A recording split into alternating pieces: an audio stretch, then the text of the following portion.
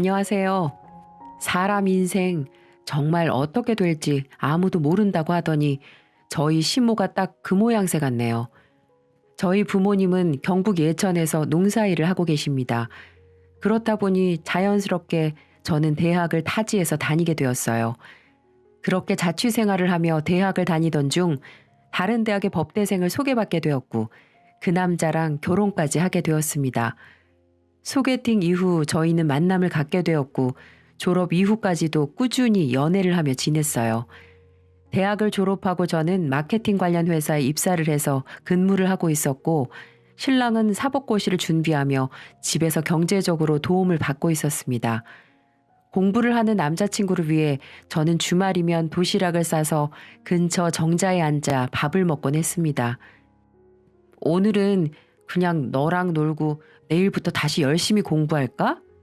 아니야. 난 이렇게 같이 밥 먹는 걸로도 좋아. 내가 오빠 공부하는데 방해되면 안 되지. 그렇게 시간을 보내고 돌아가는 길에 한 중년의 여자가 저를 부르더라고요. 아가씨, 잠깐 나 좀 볼 수 있어? 네? 무슨 일이세요? 나 철아 엄마 되는 사람인데 잠깐 얘기 좀 해. 아, 어머님, 안녕하세요. 나는 아가씨 어머님이 될 생각이 없고 공부하는 우리 아들 앞길 막지 말라고 말하려고 왔어. 네? 공부해야 하는 애 불러내서 지금 뭐 하는 거예요?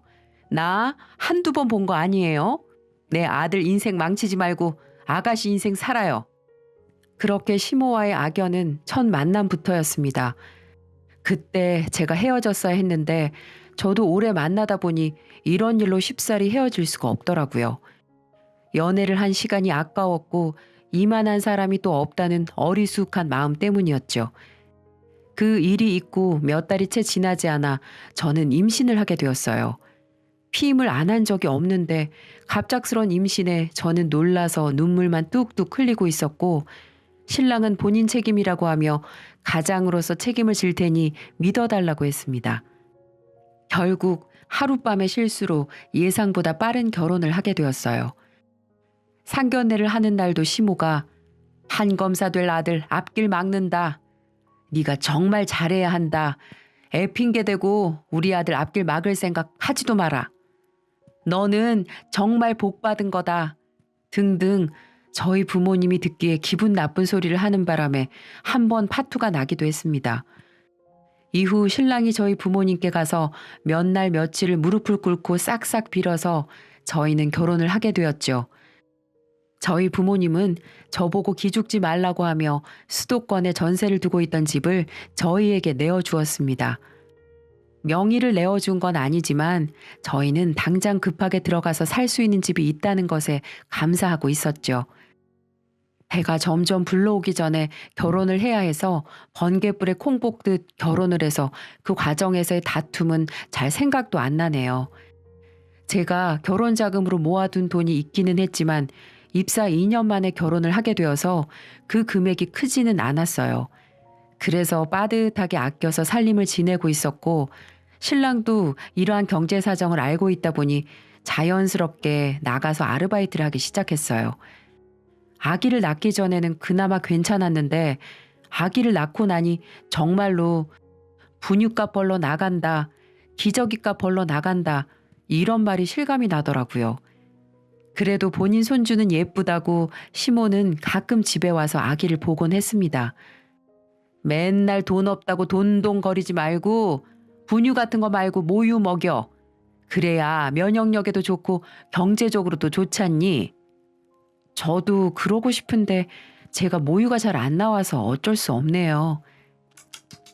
넌 어떻게 애가 멀쩡한 구석이 하나도 없니? 그래도 요즘엔 분유에도 영양 성분이 많아서 괜찮다고 하더라고요, 어머니. 철아 시험 준비는 잘 돼가냐? 네? 아, 매일 공부하고 있어요.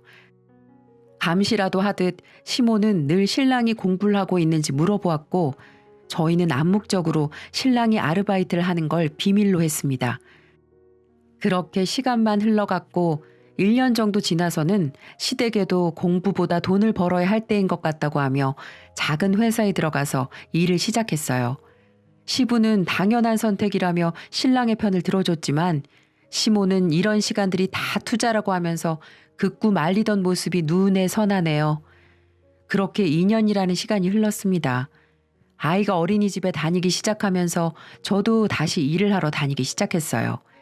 일도 하다 보니 그나마 생활에 조금 여유가 생기기는 했고 가까이 사는 시댁에 주말이면 과일이나 고기를 사서 저녁도 같이 먹었습니다.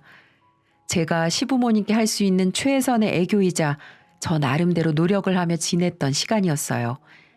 그 해에 신랑의 남동생이 결혼을 하게 되었습니다. 도련님은 대기업 연구직으로 있으면서 벌이도 안정적이고 성격도 엄청 서글서글했어요. 그런 도련님의 결혼 소식에 저도 축하를 했고 저에게 동서가 될 도련님의 여자친구가 시댁으로 인사를 하러 왔습니다. 도련님이 여자친구에 대해서 이렇다 저렇다 말을 하지 않아서 시부모님도 아는 정보가 없는 상태였고 역시나 면접 같은 식사 자리가 이어졌습니다. 부모님은 뭐 하세요? 그냥 시골에서 지내세요. 형제는 어떻게 돼요? 여자가 많은 집은 시끄럽다던데. 저랑 여동생 둘뿐이에요. 근데 우리 아들보다 나이가 많은데 혹시 애 잡고 그런 거 아니죠? 네? 아니요. 전혀 그런 거 없어요. 시모는 예비 며느리에게 못마땅하다는 듯이 틱틱거리며 이야기를 하다가 도련님이 얘 의사야. 한마디에 표정이 싹 바뀌더군요. 그러면서 우리 며느리 하는 그 꼴이 얼마나 웃기던지 그러면서 저를 마치 시녀 부리듯이 음료 가져와라, 선물로 들어온 꽃감 챙겨와라 등등 동서가 될 사람 앞에서 저에게 계속 일을 시켰어요. 바보 같은 신랑도 옆에서 의사면 이제 아파도 아무 걱정 없겠다며 좋아하고 저만 빼고 다 행복해 보였어요. 그리고 얼마 뒤 도련님은 결혼을 하게 되었습니다. 결혼 후 첫 명절이 되었고 저는 언제나처럼 회사에 연차까지 내고 명절을 준비하러 갔어요. 그런데 당연히 와 있을 줄 알았던 동서가 도착을 안 했길래 저는 시모에게 전화를 해보겠다고 했더니 바쁜 애한테 전화하지 말라고 하시더라고요. 동서가 대학병원의 의사라도 되면 저도 그렇게 생각을 했을 텐데 개인 병원에서 페이닥터로 일을 하고 있었거든요. 그리고 심지어 그 병원이 동네라서 명절 연휴 내내 휴진을 하고 있는 걸 알고 있었거든요. 그런데도 오지 않는 것이었습니다. 저는 회사의 특성상 당직이 있고 그 해에 제가 명절 전날 당직에 걸리는 바람에 연차를 쓰고 시댁에 가게 된 거고요. 어머님, 저는 오늘 원래 회사 가는 날인데 온 거예요. 동서는 쉬는 날이니까 당연히 와야죠. 너 같은 애랑 걔가 갔니? 그리고 첫 명절부터 애 잡겠다는 거야? 뭐야? 너는 맏며느리 아니니? 나중에 이 살림 다 네가 해야 하는데. 그럼 다음 명절부터는 동서도 오는 거죠? 그때 상황에 맞게 하는 거지. 하기 싫으면 너도 그냥 가라. 나 혼자 할 테니. 아유, 그런 말은 아니고요. 일하기 전에 달달하게 믹스커피 한 잔 하고 할까요? 한 2년 동안 시모의 비위를 맞추다 보니 나름대로 요령이 생겨서 믹스커피를 한 잔씩 하고 일을 시작했습니다. 일을 마치고 보니 동서가 저에게 문자로 몸이 좋지 않아 일을 못 도왔다고 미안하다는 연락이 와 있더군요. 그 문자를 보는데 괜히 저만 나쁜 사람이 된 것 같아서 그러냐고 하며 넘겼고 명절 당일에 동서의 얼굴을 보니 아팠다는 말이 거짓은 아닌 것 같았습니다. 명절까지 잘 마치고 나서 저는 친정집으로 갔고 오랜만에 가족들과 즐거운 시간을 보냈죠. 명절이 지나고 며칠이 지난 후 동서는 연락이 와서 그날 일을 돕지 못해 미안하다며 밥이라도 한 끼 사겠다고 했고 저희는 그렇게 함께 밥을 먹게 되었습니다. 형님, 혼자 일하느라 고생 많으셨죠. 제가 요즘 몸이 통 안 좋아서요. 다음번엔 꼭 같이 해요. 아유, 아프면 어쩔 수 없는 거지. 첫 명절 보내보니 어때요? 어머님, 아버님도 다 너무 잘해주셔서 어려울 것도 없었어요. 저는 형님만 잘 따라 하려고요. 의사 동서는 나이도 저보다 많으면서 저에게 얼마나 살갑게 굴던지 참 미워할 수 없더라고요. 처음 집에 인사를 오고 난 후에도 시댁에서 동서가 나이가 많으니 그냥 언니 동생 하며 지내라고 했지만 동서가 그러면 안 된다고 꼬박꼬박 저에게 존대를 하거든요. 그 이후 저는 동서와 종종 만나 저녁을 먹기도 하고 시간을 보냈습니다. 타 지역에서 결혼하고 아이를 낳아 경력 단절되고 새로운 직장도 들어간 지 오래지 않다 보니 친구라고 할 만한 사람이 없었는데 그런 저에게 동서는 큰 의미였어요. 그렇게 몇 달이라는 시간이 흘렀고 늦게 퇴근하는 저와 저녁을 먹기로 약속한 동서는 저를 데리러 왔습니다. 빵빵! 회사 앞에 검은색 번쩍번쩍한 벤츠차가 보였고 창문을 내리며 동서가 저를 향해 인사를 하더라고요. 이야, 역시 의사는 다르네. 동서, 차 샀어요? 결혼할 때 어머님이 사주신 건데 물량이 밀려서 이제야 받았어요. 어머님이? 네, 형님 결혼할 땐 집 해주셨다고 차밖에 못 해줘서 미안하다고 그러시던데요. 덕분에 저도 예물 예단하느라 혼났네요. 그게 무슨 말이야? 나 결혼할 때 아무것도 안 해주셨는데? 어머, 제가 말실수를 했나 봐요. 죄송해요. 저는 아닐 거라 생각하며 주말에 시댁에 찾아갔습니다. 마침 교회를 다니는 시아버지는 집에 없고 시어머니 혼자 집에 계시더라고요. 시어머니는 저를 보자마자 화색을 하면서 들어오라고 했어요. 너 마침 잘 왔다. 안 그래도 어제 저녁부터 허리가 안 좋아서 설거지를 통 못했는데 온 김에 설거지 좀 해줘. 어머님, 저 할 말이 있어서 온 거예요. 무슨 말을 하려고 시어머니 앞에서 인상을 써? 어머님, 동서한테만 차 사주셨어요? 네가 그걸 어떻게 알았냐? 그래, 내가 사줬다. 저 결혼할 때는 한 푼도 안 주시더니 어떻게 사람을 이렇게 차별하세요? 아니, 의사 선생님이 버스 타고 출퇴근하는 게 말이 된다고 생각하니? 앞으로 우리 아들 잘 부탁한다고 투자한 거야. 그럼 저는요? 1시간 반씩 꼬박 버스 타고 다니는 저는 왜 안 사주세요? 내가 차 사주면 뭐하니? 그 유지비는 어떻게 감당하려고? 너처럼 천한 것들은 버스도 감지덕지야. 그 말을 듣고 너무 화가 난 저는 아무 말도 하지 않은 채 집으로 돌아갔고 마침 집에 있는 신랑을 보고 울음을 터뜨렸습니다. 저도 그 당시 제가 왜 그랬는지 모르겠지만 시모와 신랑의 사이가 멀어지면 지금보다 나을 거란 생각을 했던 것 같아요. 동서만 차를 사준 걸로 서운하다 이야기를 했더니 시모가 머리채를 잡고 흔들었고 시모가 너무 무서워서 더는 시댁에 못 가겠다. 저는 그렇게 말을 해버렸어요. 신랑은 시모에게 본인이 연락해 보겠다고 했고 아니나 다를까 시모는 수화기 너머로 10원짜리 욕을 하고 있었습니다. 결국 그 일로 몇 달을 시댁에 발걸음조차 하지 않았고 신랑도 못 가게 했어요. 그랬더니 몇 달 만에 시모가 전화가 와서는 애미 네 차도 사뒀으니 이번 주에 집으로 와. 한마디를 하고 끊으셨어요. 사실 벤츠 같은 걸 기대한 건 아니지만 그래도 국산차 정도는 사주셨겠거니 생각을 했는데 아니 웬 장애인용 LPG 중고차를 사뒀더라고요. 그러면서 하는 말이 저희 집 형편에는 연비가 좋은 차를 타야 하는데 집에 장애인이 없으니 중고로 차를 샀다고 하는데 이게 이해가 되세요? 제 눈에는 그냥 차 사주기 싫어서 어디서 굴러다니는 중고차를 사온 것 같았는데 그걸 또 저더러 가지라고 싫으면 말라고 하더라고요. 중고차 딜러는 이 차가 좋은 거라며 제 옆에서 떠드는데 제 눈에는 비릿한 웃음을 짓고 있는 시모의 얼굴만 보였어요. 어머님, 저 차 필요 없어요. 제가 버스 타고 다니는 거 보시고 친정 어머니께서 차 사주셨거든요. 출고되려면 좀 걸리긴 하겠지만. 어머, 그러니? 내가 사주고 싶었는데 안 그래도 되겠네.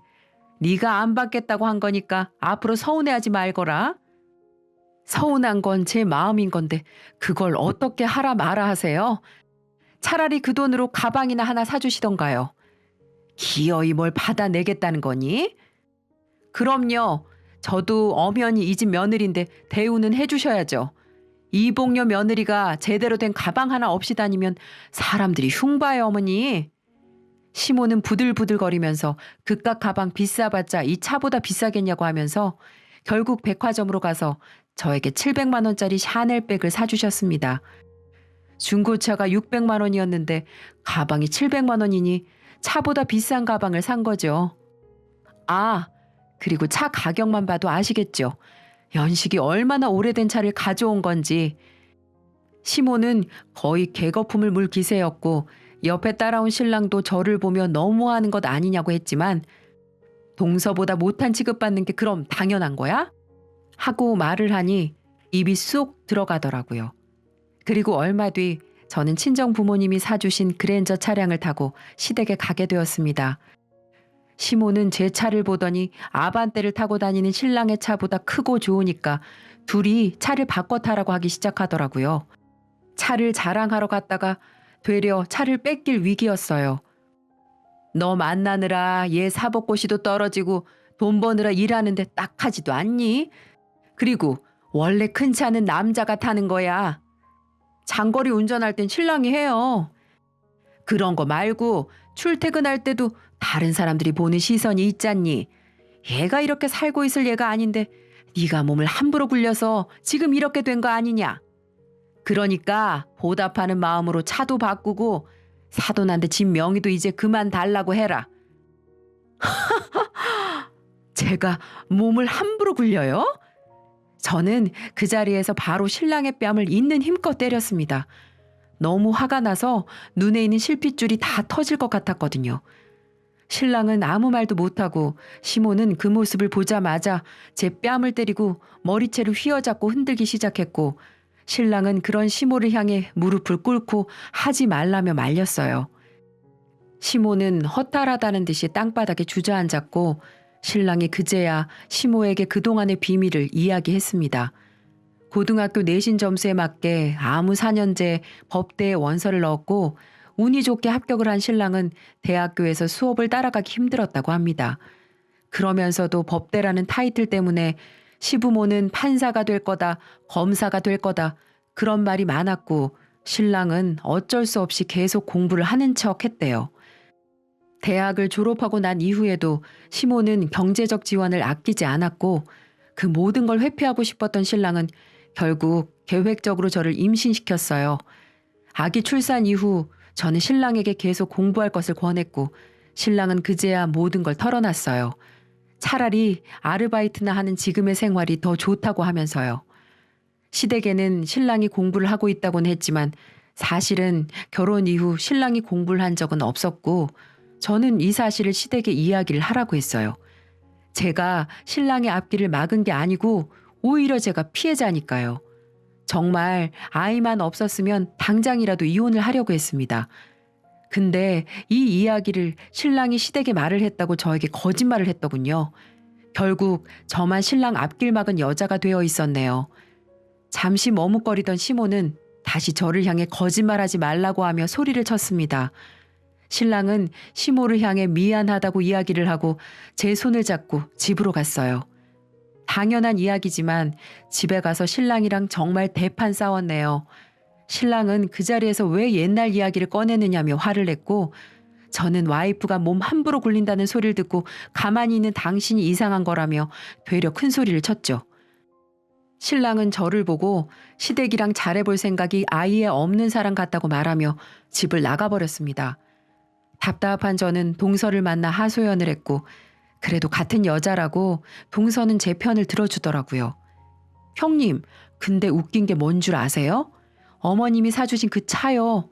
할부금을 글쎄 신랑이 내고 있었어요. 그게 무슨 말이야 동서? 어머님이 다달이 신랑한테 할부금 보낸다고 했는데 몇 달 보내고 그 이후로 돈을 안 보낸대요. 아우 진짜. 그렇게 몇 달 내놓고 결혼할 때 저한테 그렇게 많이 뜯어가신 건가 좀 배신감 들기도 해요. 미안해 동서. 와 어머님 참 한결같으시네. 다행히 경제적으로 여유가 있는 동서네는 차 할부금을 내고 있다고 했습니다. 시모가 처음 동서가 들어올 때 경제적으로 시댁에 지원을 많이 해줄 거라 생각했는데 뭐 저희랑 용돈도 같은 금액을 드리고 뭔가 할 때마다 똑부러지게 일을 처리해버리니까 마음에 안 들었는지 할부금을 아예 안 내기 시작했다고 하더라고요. 특히 도련님은 성격이 신랑처럼 우유부단하지 못해서 그런 부분이 칼이고 동서를 잘 싸고 도니까 뭐라고 할 틈도 없었을 거예요. 결국 어리숙한 신랑이랑 결혼한 저한테만 계속 괴롭히고 있었던 거죠. 신랑은 그렇게 집을 나갔고 4일 만에 집으로 돌아왔습니다. 아이도 아빠를 찾고 저도 걱정이 되어서 끈질기게 연락을 했어요. 시모에게 가서 사과를 하라는 조건으로 신랑은 집으로 돌아왔고 저는 어쩔 수 없이 시모를 찾아가 사과를 했습니다. 그래도 부모가 보는 앞에서 자식을 때린 건 제가 생각해도 너무 우발적이었거든요. 시모도 큰일을 겪어서 그런지 저에게 그동안 미안했다며 사과를 했고 저는 저희 사이의 모든 일이 이대로 끝이 날 거라고 생각을 했어요. 딱 여기까지만요. 한 2년 정도는 무탈하게 잘 지냈던 것 같아요. 적당히 선을 지키면서 그럭저럭 말이죠. 그런데 최근 다시 시모가 저에게 시비를 걸기 시작했고 시모뿐만 아니라 신랑까지도 저를 무시하며 다른 사람처럼 행동을 하더군요. 그 이유도 몰라서 저는 어리둥절할 뿐이었죠. 제가 생각하는 이유라곤 설날을 앞두고 제가 빙판길에 미끄러져서 손목 인대가 늘어나서 반기부스를 하고 있었습니다. 당연히 명절 준비를 할 수 없는 상황이라 시댁에 전화를 했고 시모는 제가 아프니까 제사 준비도 못할 테니 그냥 기성식품을 사서 차례를 지내야겠다고 했어요.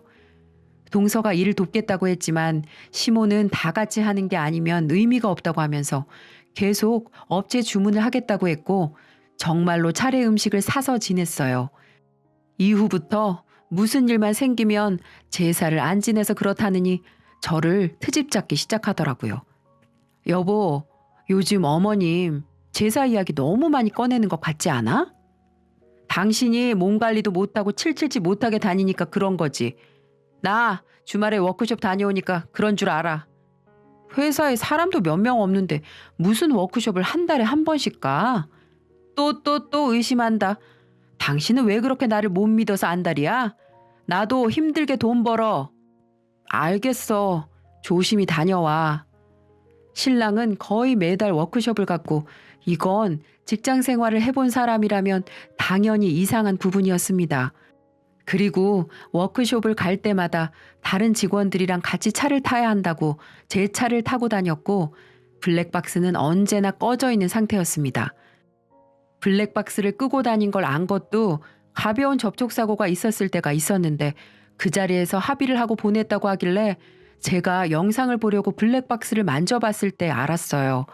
너무 이상하고 수상한 두 사람의 행동에 워크숍을 간다는 그날 차에 작은 녹음기를 하나 넣어두었어요. 워크숍에 다녀온 뒤 신랑은 피곤하다고 하며 바로 잠에 들었고 저는 밖으로 나가 그 녹음기를 재생해 보았습니다. 혹시나 했는데 역시나 신랑은 바람을 피우고 있었어요. 그리고 그보다 더 놀란 건 그 대화 내용 중에 시모에 대한 이야기가 있었기 때문이죠. 어머니 전에 보니까 더덕 좋아하시던데 이번에도 더덕 정식 먹으러 갈까? 좋지. 우리 빨리 결혼하면 좋겠다. 저와 이혼하고 재혼을 계획하는 신랑을 보니 피가 거꾸로 솟는다는 게 어떤 기분인지 잘 알겠더라고요. 그러면서 하는 말이 동서가 병원에서 일을 하니까 폭행 진단서 떼고 저를 가정폭력 사유로 해서 소송을 할 거라고 하더라고요. 위자료를 받아내려고요. 제가 그 인간이랑 살면서 제대로 된 산후조리도 못하고 애 보고 일하고 얼마나 아끼고 바쁘게 살아왔는데 저도 이렇게 당하고 있을 수는 없어서 제 나름대로 증거를 찾으러 다녔습니다. 그 녹음기는 물론이고 신랑 차의 블랙박스 그리고 회사까지 퇴사를 하고 신랑의 뒤를 미행했습니다. 모텔에 들어가는 모습, 나오는 모습 등등 저는 끈질기게 두 사람을 쫓아다닌 끝에 차에서 더러운 짓을 하는 모습까지 카메라에 담았어요. 그러는 사이 어느덧 시모의 칠순잔치 날이 되었고 시댁 식구들은 예약해둔 한식당에서 밥을 먹게 되었어요. 밥을 먹고 동서도 준비해온 선물을 드리고 신랑도 준비해온 상품권과 선물을 드렸죠. 그리고 저는 제가 이날을 위해 준비해온 깜짝 선물을 하나 더 꺼냈고 시모는 반짝이는 눈으로 제가 준비한 커다란 선물 상자를 보고 있었어요. 요즘 유행하는 풍선 선물인데 커다란 상자를 열면 헬륨 풍선이 튀어나오고 그 밑으로 돈이 줄줄이 나오는 그런 이벤트용 선물 상자죠. 시모도 설레는 마음으로 상자를 열었고 그 안에서 나온 풍선은 천장까지 빠른 속도로 올라갔고 돈이 있어야 할 자리에 헐벗은 몸의 신랑과 낯선 여자가 있었습니다. 그리고 맨 밑에 제가 넣어둔 봉투에는 이혼 서류가 들어 있었고요. 아무리 참고 지내려고 해도 인간 같지 않은 사람들이랑은 못 지내겠네요. 저 이 사람이랑 이혼할 거고요. 그 여자 찾아가서 상간녀 소송도 하고 양육권 소송도 할 예정이니 각오 단단히 하고 계세요. 아마 잊지 못할 생일 되시겠네요. 저는 그 말을 끝으로 자리를 떠났고 뒤에서는 시모에 찢어지는 듯한 비명소리와 함께 신랑은 사진을 숨기려 여기저기 다니고 있었습니다. 시부는 목을 잡고 쓰러졌고 도련님과 동서는 그런 시부를 데리고 병원으로 가느라 정신이 하나도 없었다고 하더라고요. 나중에 시댁에서는 동서에게 진단서를 안 떼줘서 일이 이렇게 된 거라고 같이 책임을 지자고 했대요. 그 모습에 도련님도 화가 나서 시댁과 아이의 연을 끊었다고 얼마 전에 동서가 이야기를 해주더군요. 저는 남자 보는 눈이 엉망이라 이렇게 되었지만 동서라도 거지 같은 시댁에서 탈출했으니 제 덕을 본 거라고 생각해요.